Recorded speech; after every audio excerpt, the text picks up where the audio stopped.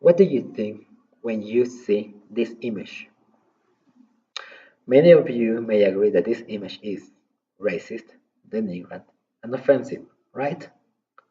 So, how is this different? Well, the only difference is that this image is still in circulation.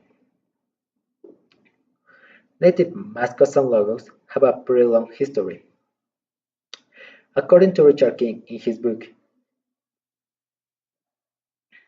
Media, Images, and Representation, Euro-Americans started to dress as natives since the Boston Tea Party.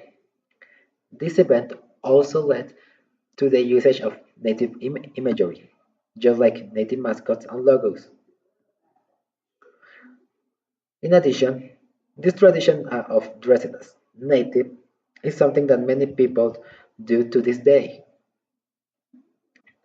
However, let's focus on native mascots and logos. This type of imagery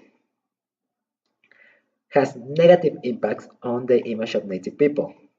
Also, it is harmful for natives. Despite this, there are people who defend mascots and logos. First, let's talk about how native mascots and logos affect how people perceive native people. This type of imagery gives the wrong idea about native people. They do not show real native people. Furthermore, there are different tribes across the US of native people. However, native mascots and logos only show one type of Indian, the natives of the plains. This representation ignores the wide diversity that exists. Moreover, according to Laura Davis in her work The Problem with Native American Mascots, native mascots promote stereotypes. These mascots appeal to a feeling of aggressiveness and fighting, which are good to encourage people on sports events. However, the same mascots also promote the idea that native people are savage warriors and living anachronisms. This means that native people got stuck in the past and never adapt to modern life. However, some of you may think, how, how is it offensive to think of native people as strong, brave warriors? Well, this image of brave, strong warriors is actually harmful for native young people. This image is actually a stereotype, and as any other stereotype, it engages a group of people to some characteristics, and those who fail or do not want to reach these standards may feel less valuable. Moreover, according to research made by Freiberg et al., there are two types of stereotypes. Those stereotypes that have positive associations and those who have negative associations.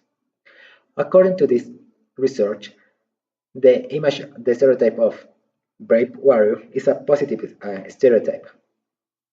However, the same research found out that both negative and positive stereotypes have negative impacts on young native people. Some of these effects are lower self-esteem and lower value of community worth. The research explained that there are two reasons behind this. The first one is that native mascots and logos fail to provide a representation of real contemporary native people.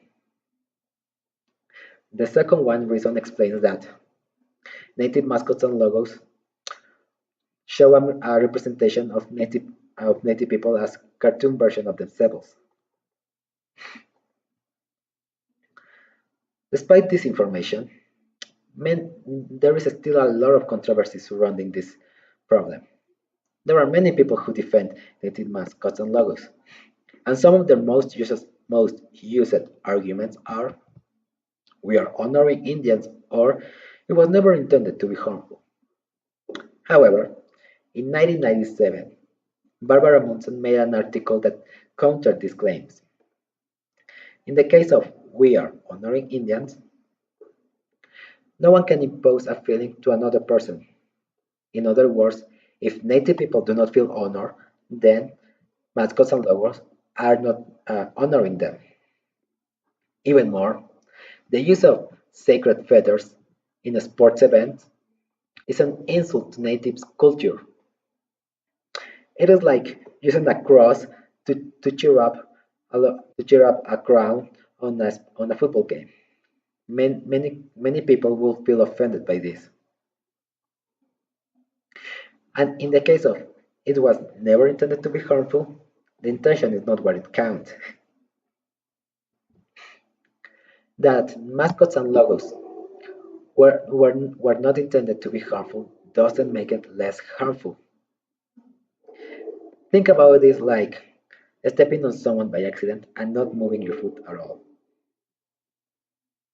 Some teams also use the image of dead Native people to justify their logos or mascots. This is the case of Chief Wahoo. According to the team, Chief Wahoo was created in order to honor Socalexis, the first native baseball player to be on the major leagues.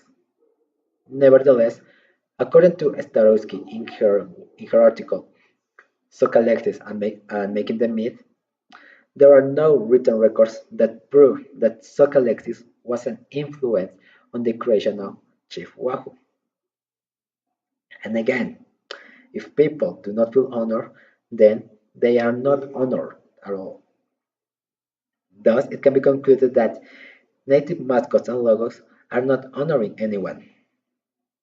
In fact, they are insulting the people that they are supposed to honor. They also give the wrong ideas about native people. These ideas are harmful for native people and create barriers between native people and non-native people. And like the sociologist Deschanel Stokes said, discrimination is discrimination, even when people call it tradition. Thanks for listening.